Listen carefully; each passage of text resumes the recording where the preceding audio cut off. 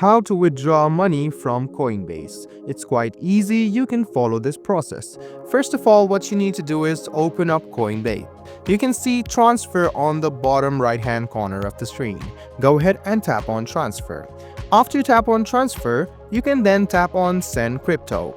So go ahead and tap on send crypto, and what you need to do is add in the email address, invoice number or phone number of the person, or if you are sending your own address, you can keep it over here, or else you can see the scan icon. You can just go ahead and scan the QR code as well. So after you've done that, just go ahead and tap on the wallet, and then you can easily select the amount of money or crypto you want to send. Or else, if you go back and tap on transfer, you can see the option of withdraw cash as well. You can transfer funds to your bank directly.